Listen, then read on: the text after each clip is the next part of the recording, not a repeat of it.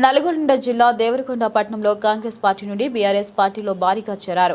ఈ యొక్క కార్యక్రమానికి మాజీ మంత్రి గుంటకండ్ల జగదీశ్వర్ రెడ్డి ముఖ్య అతిథిగా హాజరై బీఆర్ఎస్ పార్టీలో చేరిన వారిని పార్టీలోకి ఆహ్వానించారు. ఈ యొక్క కార్యక్రమంలో దేవరకొండ మాజీ శాసనసభ్యులు రామవత్ రవీందర్ కుమార్ నాయక్, దేవరకొండ నియోజకవర్గ నాయకులు వడ్య రమేష్, కేతావత్ బిల్వ నాయక్, సేనావత్ కిషన్ నాయక్, టీవీఎన్ రెడ్డి, నీల రవికుమార్, బీఆర్ఎస్ పార్టీ ముఖ్య నాయకులు పాల్గొన్నారు. మన రాష్ట్రాన్ని ఏ రకంగా పరిపాలన చేస్తూ ఉన్నదో మనమందరం కూడా ప్రత్యక్షంగా అనుభవిస్తూ ఉన్నాం.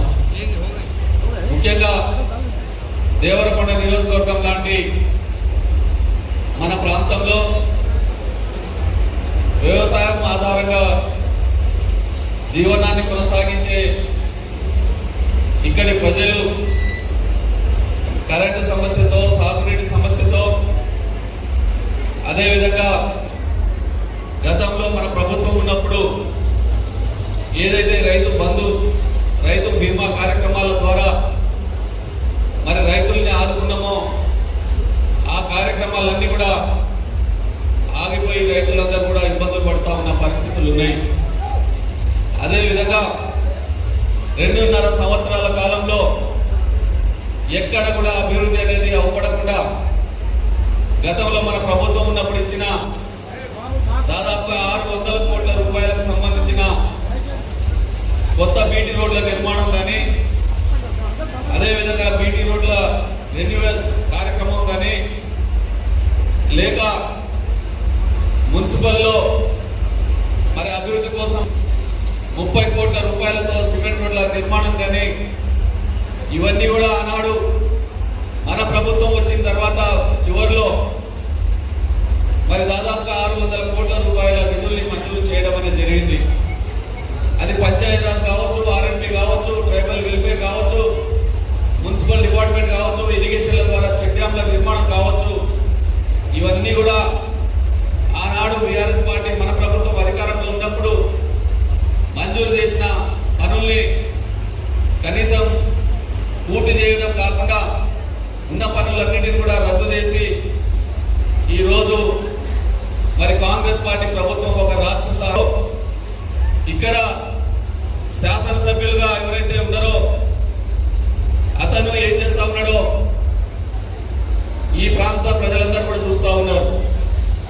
మొన్న జరిగిన గ్రామ పంచాయతీ ఎన్నికలలో బ్రహ్మాండంగా 70కి పైగా మంచి రాజకీయ చైతన్యం కలిగిన గ్రామాలలో మరి సర్పంచ్లుగా గెలిచి, అదేవిధంగా మున్సిపల్లో మనం అనేక ఇబ్బందులున్నా, ప్రతిపక్షంలో ఉన్నా నిజాయితీగా 6 కౌన్సిలర్లను గెలిపించుకొని ఈరోజు బీఆర్ఎస్ పార్టీ దేవరకొండ నియోజకవర్గంలో మళ్ళీ కూడా మరి గులాబీ జెండా రెపరెపలాడేటట్టుగా గ్రామీణ ప్రాంతం నుండి మొదలుకొని మున్సిపాలిటీలో ఈ టౌన్ల వరకు కూడా మరి బీఆర్ఎస్ పార్టీ యొక్క విజయాన్ని మనం అందరం కూడా చూస్తూ ఉన్నాం.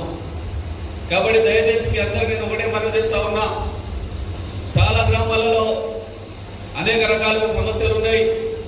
రోడ్ల సమస్యలు, మంచినీటి సమస్య, కరెంటు సమస్య, రైతులకు సంబంధించిన మరి వ్యవసాయానికి పెట్టుబడికి సంబంధించిన రైతు బంధు కానీ, రైతు బీమా కానీ, లేకుంటే పండించిన పంటను కొనుగోలు చేసే కార్యక్రమం కానీ, అన్ని రకాలుగా ఈరోజు గ్రామీణ ప్రాంతాల్లో ఉండే రైతులకు ఇబ్బందులు ఉన్నాయి.